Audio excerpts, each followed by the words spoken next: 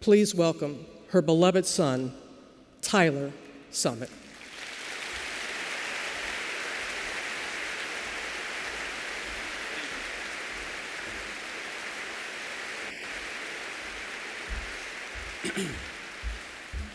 Good evening, and on behalf of our family, especially my mom's brothers, sister, and her mom, Hazel, thank you all so much for being here, for watching. As Robin said, we celebrate my mom's life.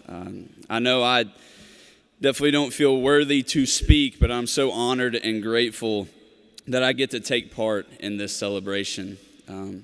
This stool, it's here for a reason. As many of you fans know, and of course the players, this was her outward platform where she would sit and her Lady Vol family would gather around her for words of encouragement, words of wisdom, but usually a lot of harsh criticism. Again, this was her platform where we saw her passion, her intensity, and of course the world famous stare.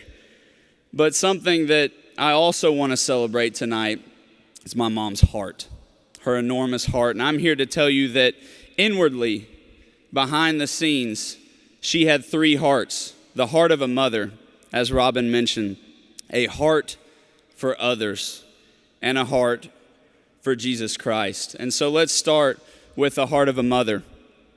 I heard three words every single day of my life. I love you. Every day. Didn't matter how busy she was, what she had to do, she took the time to stop and tell me that. And not only did she say it, but she showed it. She walked the talk. You might think that the famous coach, Pat Summitt, might not have time for the normal parental duties like, let's say, cooking dinner. But I'm here to tell you the majority of my life, I'm talking 6 or 7 nights a week, my mom was home cooking dinner.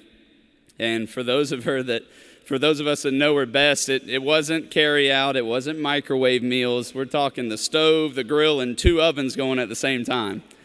I mean, Pat Summitt felt lazy if she only had 1 oven going at the same time. So she had the heart of a mother. That's who she was. And her favorite mom story to tell was one time when I was playing soccer.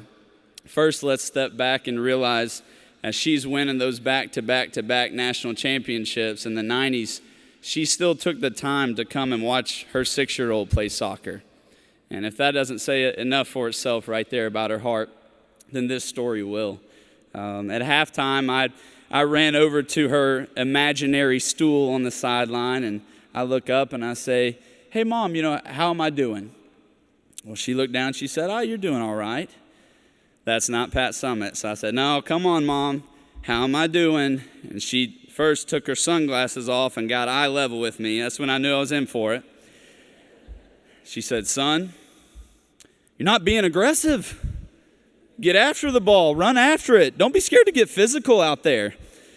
"Yes, ma'am." So I run back out there with those 6-year-olds, and folks, I was everywhere. I was all over the field. I was knocking people down. So I run back over to my coach after the game, and I get some harsh criticism from him as well. And so I walk back to Mom. I said, "Mom, I'm confused. You tell me to be more aggressive, but my coach tells me I'm playing out of my position." She hadn't realized I was the goalie.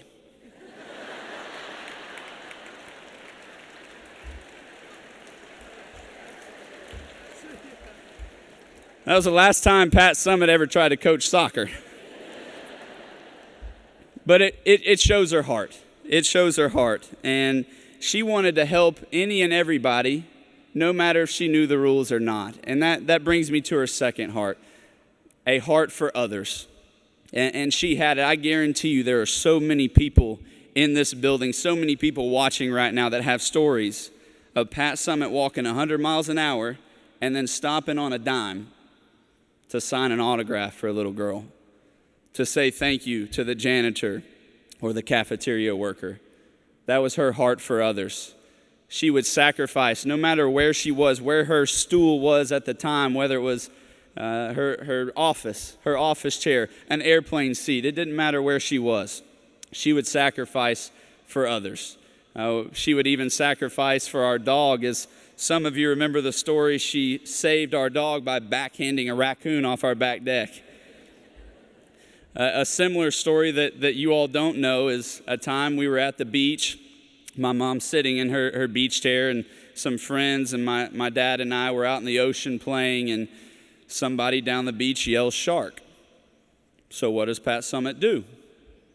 She gets up and sprints directly at the 5-foot shark. Nobody was hurt except for my mom, who we later learned broke her ankle sprinting so hard at the shark. Again, she would sacrifice for anybody. Her heart was so big for other people, it didn't matter who was gathered around her stool at the time. Another example that I think everybody in here, everybody watching, can remember is what we think about when we think about Pat Summitt in 2007 and 2008. Well, we think about those two banners, the back-to-back national championships. But I tell you, behind the scenes, behind closed doors, it wasn't the same success story. There were a lot of hardships that she went through, and I think a lot of people will tell you that was some of the hardest years of my mom's life. She was still dealing with the pain of losing her father, who for the majority of her life was her motivation. She wanted to get his approval so bad. She was going through a divorce in those years. She was dealing with the intense pain of rheumatoid arthritis, or even coming to practice, getting out of her chair, getting off of her stool caused pain for her body. But no matter what the pain, emotional, physical, a lot of people did not see that. Why? We were her motivation. She had a heart for all of us. She was the strongest person I have ever known, or that I ever will know. But a lot of people don't know where that strength came from. Her favorite Bible verse was Philippians 4:13. I can do all things through Christ who gives me strength. She had a heart for Jesus. One of my favorite memories was back in 2012 when we were baptized together again in front of friends and family.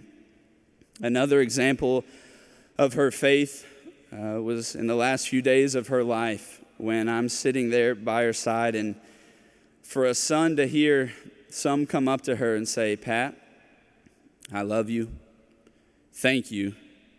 You brought me closer to God." It's the most incredible feeling a son can ever have for his mother, a child can ever have for a parent.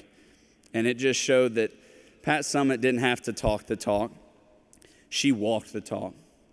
She showed her faith through her actions. And I know in that way, but in so many others, I'm still learning so much from my mom. I still have so much to learn from her. But here's what she would want now. For all of us that in some way have been influenced by Pat Summitt, she wouldn't just want us to remember her example. She would want us to go out and to follow it. So let's not just celebrate her legacy. Let's now carry it on. Let's find our own stool in our lives, and let's strive to have a heart like Pat Summitt's. Thank you.